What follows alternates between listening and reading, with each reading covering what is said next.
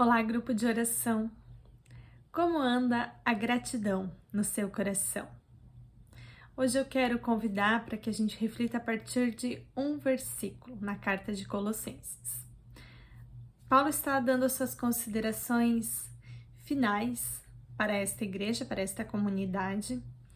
E ali no capítulo 4, versículo 2, ele diz: continuem a orar, vigiando em oração com ações de graças.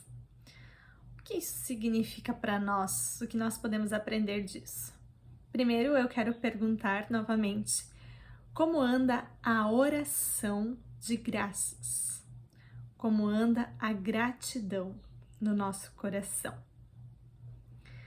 Muitas vezes nós nos dirigimos a Deus com tantos pedidos e intercessões que esquecemos da gratidão.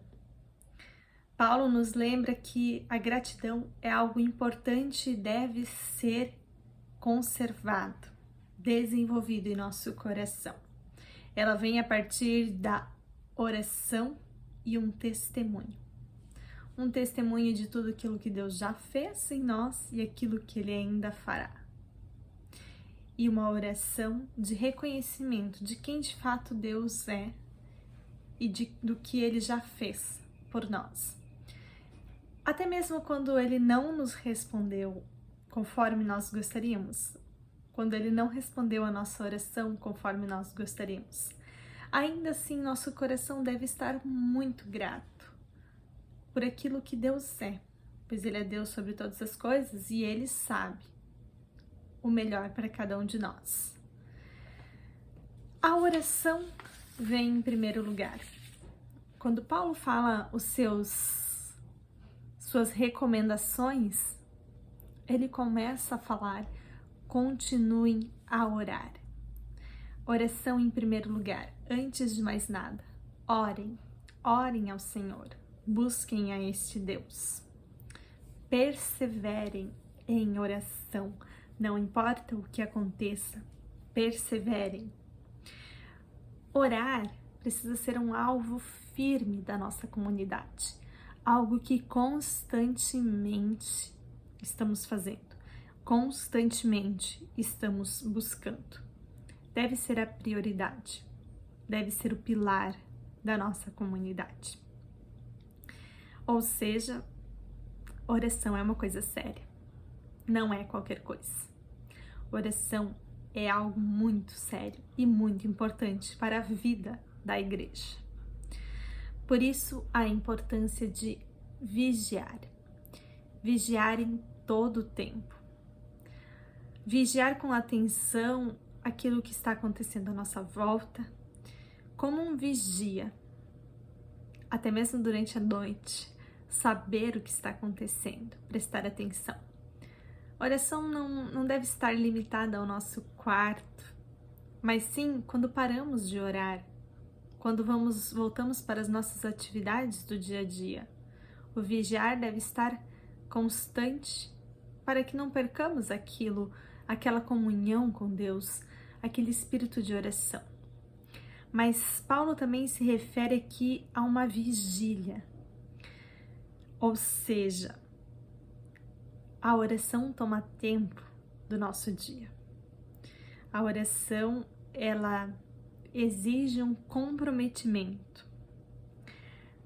Quanto tempo do seu dia você tem dedicado à oração? Quanto tempo do teu dia a dia, de domingo a domingo, você tem dedicado à oração? Para você isso é um desafio ou é algo fácil? Nós vivemos numa rotina muitas vezes tão acelerada, especialmente agora com tanta informação pelo WhatsApp, tantas mensagens, tantas redes sociais nos chamando, e muitas vezes esse se aquietar é um desafio. Muitas vezes o telefone não para de receber mensagens e isso nos distrai de estarmos atentos à voz de Deus, de fato silenciar. Até mesmo para participar do grupo de oração, a gente precisa estar com o celular para receber os pedidos, para olhar os pedidos. Será que isso não tira a nossa atenção, como é que é esse desafio de vigiar, de orar, de tirar um tempo só para Deus? Tem sido fácil para você? Bem, orar é um desafio. E é assim desde o início. Se não fosse assim, Paulo não diria a esta comunidade: continuem a orar. É desafiador porque o inimigo nos chama para o contrário. Ele quer nos distrair, quer nos tirar do foco. Por isso essa postura vigilante, essa postura de quem está atento e presta atenção no que está acontecendo para não cair em tentação e não deixar de orar, é tão importante. É difícil, de fato, achar um tempo em silêncio, quando a rotina já começa cedo. Por isso, meus queridos, se você tem essa dificuldade, acorde um pouquinho mais cedo. Vai tirar um pouquinho do teu sono, sim, mas separe um tempo antes de começar o dia. Coloque o dia diante de Deus. Que a oração seja a tua primeira atitude. Eu quero lembrar aqui do Bill Hybels, no seu livro Evangelismo. Ele diz que a primeira coisa que ele começou a fazer quando decidiu evangelizar era colocar o seu dia em oração. E sabe, meus queridos, como ele fazia isso? A primeira coisa que encostava no chão eram os seus joelhos.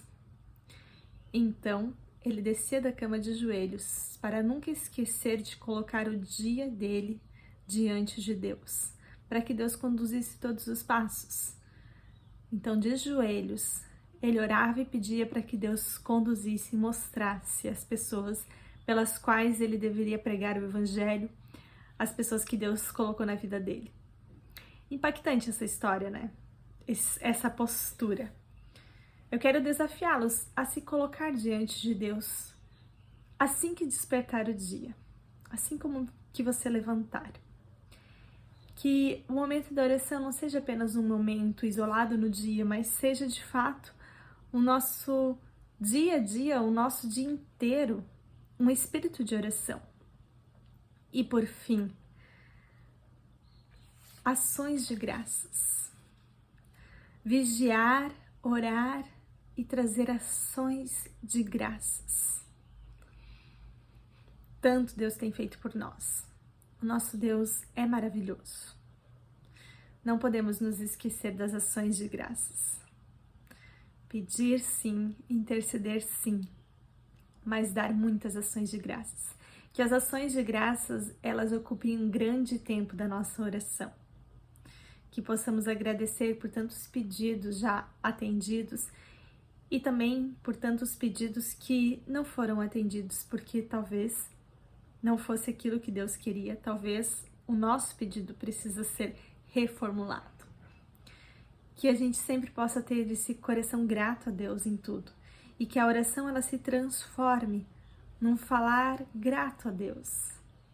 Quanto mais nós agradecemos, mais nós percebemos as bênçãos de Deus no nosso dia a dia, na nossa vida. Esse dia maravilhoso que Ele nos deu, como você chegou até aqui, até essa tarde, como foi a sua manhã? Conseguiu perceber as bênçãos de Deus nesse dia? Comece a oração nesta tarde, agradecendo a Deus por tudo que Ele fez na tua vida, por tudo que Ele tem feito, independente de como você esteja. Comece agradecendo a Ele por poder estar na presença dEle, por poder estar com Ele. Queridos irmãos, queridas irmãs, que Deus abençoe a nossa tarde de oração. Vamos vigiar, vamos orar e agradecer a Deus, porque Ele é o nosso Senhor e Salvador. Amém.